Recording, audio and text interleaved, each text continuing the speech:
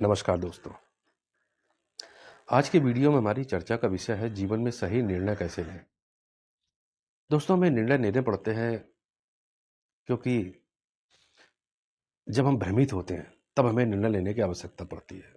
ये वास्तव में कुछ नहीं जानते होते हैं कि अब हमें निर्णय लेना है।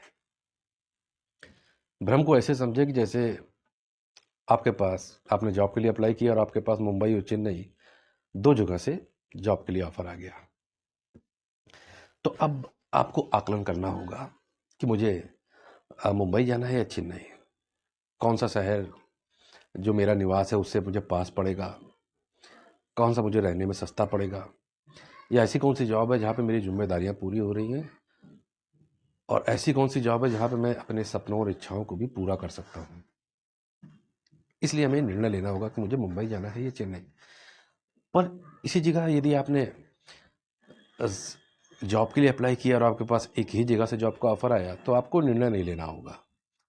आपका कॉन्सेप्ट एकदम क्लियर होगा कि हाँ, मैंने जॉब के लिए अप्लाई किया था, जॉब लग गई है और अब मुझे मुंबई या चेन्नई जाकर जॉब को ज्वाइन कर लेना है।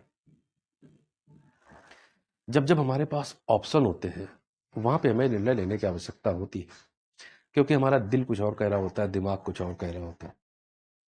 अब दिल और दिमाग को ऐसे समझे कि जो दिमाग होता है यानी कि हमारा मन, वो हमारे सभी सपनों तथा इच्छाओं का घर है, और दिल यानी कि हमारा हृदय, जिसे कहते हैं कि परमात्मा का निवास भी हमारे हृदय में होता है, और हमारे भीतर से जो भी अंतरात्मा की आवाज़ आती है वो भी हृदय से आती है। इसीलिए हम उस आवाज़ को ईश्वर की आवाज़ मानते हैं। अब हम जो भी निर्णय लेते हैं वो हमारे मन के द्वारा लिए जाते हैं, और दूसरी तरफ जो हमारी अंतरात्मा की आवाज़ होती है वो हमें सत्य, दया, अहिंसा, प्रेम, करुणा, दान, क्षमा इत्यादि से जीवन जीने का मार्ग बताती है।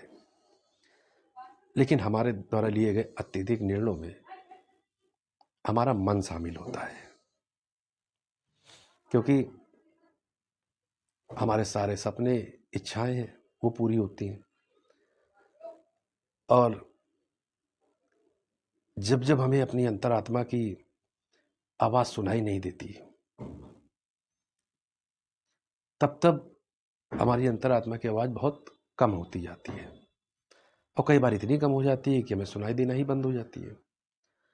और जब हमें अंतरात्मा की आवाज़ पूरी तरह सुनाई देना बंद हो जाती है तब हमारे निर्णय बहुत ही ज़्यादा क्रूर और हिंसक हो जाते हैं। अब ऐसा व्यक्ति अगर दुनिया पर राज करने का निर्णय ले ले तो फिर वो सैकड़ों, हजारों, लाखों के सर काटने के बाद भी नहीं रुकेगा, अपना निर्णय नहीं बदलेगा, क्योंकि उसकी अंतरात्मा मर चुकी है। जिसे अपनी अंतरात्मा की आवाज़ सुनाई नहीं दे रही है तो समझ लीजिए कि उसकी अंतरात्मा पूरी तरह से मर चुकी है। अब निर्णय तो दोस्तों हमको लेना पड़ता है जीवन में, पर मैं बात कर रहा हूँ कुछ विशेष परिस्थितियों की। अब जैसे कि मान लीजिए आपके घर में, आपके मित्र संबंधियों में किसी बात को लेकर कोई झगड़ा हो गया और गुस्से में आपने अपने पिता से, भाई से, या बहुत ही खास मित्र से कुछ भला बुरा कह दिया। तो जब कुछ देर बाद आपका गुस्सा शांत होगा तब आपके अंतरात्मा से आपको आवाज आएगी कि अब तुम्हें आगे बढ़ के उससे बात कर लेनी चाहिए। लेकिन अब यहाँ पे हमारा मन वो बाधा बनेगा, क्योंकि हमारे लिए हमारा अहंकार भी हमारे मन के भीतर ही आता है। अहंकार बाधा उत्पन्न करेगा कि मैं क्यों पहले बात करूं। यहाँ पे आपने अपनी अंतरात्मा की आवाज को अनसुना कर दिया। अब मन के कहे अनुसार, अहंकार के कहे अनुसार आपने बात नहीं की तो ये आपका झगड़ा काफी लंबे समय तक चलेगा।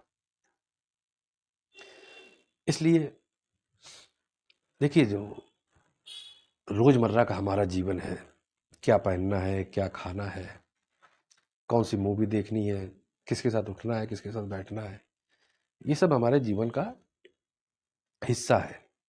यहाँ पे कुछ विशेष नहीं है कि आप अपने अंतरात्मा की आवाज़ सुने, या आपका जो भी मन कह रहा है वो आप कर सकते हैं।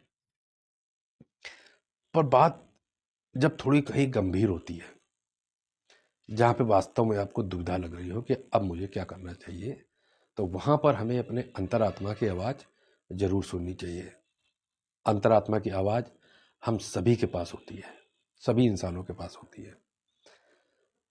अगर हम अपनी अंतरात्मा की आवाज़ सुनना बंद कर देते हैं धीरे धीरे धीरे धीरे, तो वो अंतरात्मा की आवाज़ फिर हमें आना भी बंद हो जाती है। तब हमारे सारे निर्णय हिंसक और क्रूर हो जाते हैं। इसलिए जब कहीं गंभीर मुद्दा हो, कोई बड़ा विषय हो, तो वहाँ पे हमें अपनी अंतरात्मा की आवाज़ सुननी चाहिए। वही हमारे लिए सबसे सही निर्णय होता है। धन्यवाद।